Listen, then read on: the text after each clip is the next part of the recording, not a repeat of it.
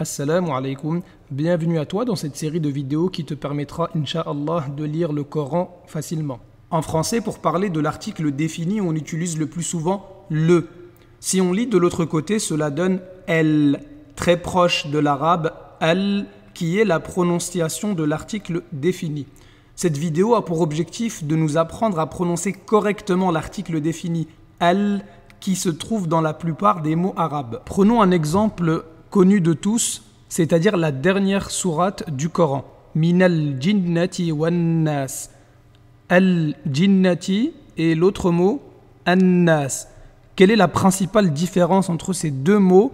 Les deux mots contiennent un lam, sauf que al jinnati, le lam on l'entend, an-nas, le lam on ne l'entend pas. Chaque mot en arabe qui contient l'article défini alif lam se divise donc en deux cas. Premier cas, le lam est prononcé. C'est ce qu'on appelle les lettres lunaires, car cela ressemble au mot lune en arabe qui est al-qamar. Deuxième cas, le lam n'est pas prononcé, c'est ce qu'on appelle les lettres solaires, car cela ressemble au mot soleil en arabe qui est ash-shams. Donc on ne va pas dire al-shams, mais plutôt ash-shams. En fait, chacune des 28 lettres de l'alphabet arabe est soit lunaire, soit solaire. Et pour être plus précis, il existe 14 lettres solaires et 14 qui sont lunaires. Voici un exemple pour chaque lettre de l'alphabet. À droite, on a en noir les lettres lunaires. Par exemple, al-insan. On doit bien prononcer le lam. Al-insan. À gauche, en rouge, nous avons les lettres solaires. Par exemple, ash-shita.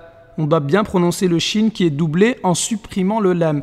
Ash-shita. Mais doit-on apprendre par cœur quelles sont les 14 lettres lunaires et quelles sont les 14 lettres solaires? Alors, petite astuce pour savoir quand est-ce qu'on doit prononcer le lam et quand est-ce qu'on ne doit pas le prononcer.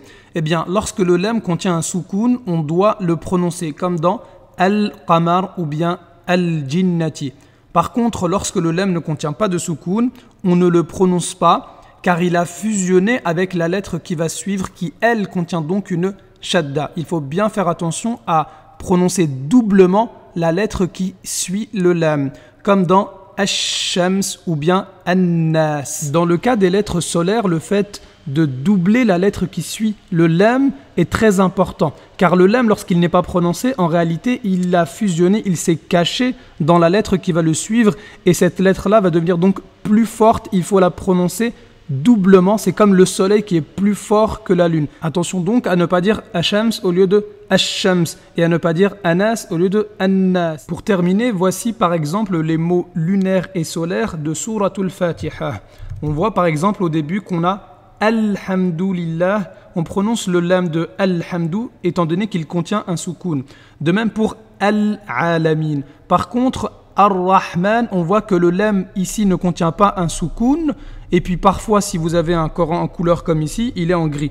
Et la lettre qui suit le lam, elle contient une shadda, ici le ra. Donc on va prononcer Ar-Rahman et pareil pour Ar-Rahim.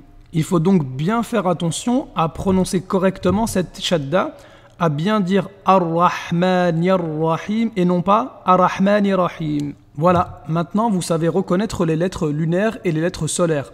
Et vous savez donc quand est-ce qu'on prononce le lam et que si on ne le prononce pas, on doit doubler la lettre qui le suit. A très bientôt pour d'autres vidéos de lire le Coran plus facilement.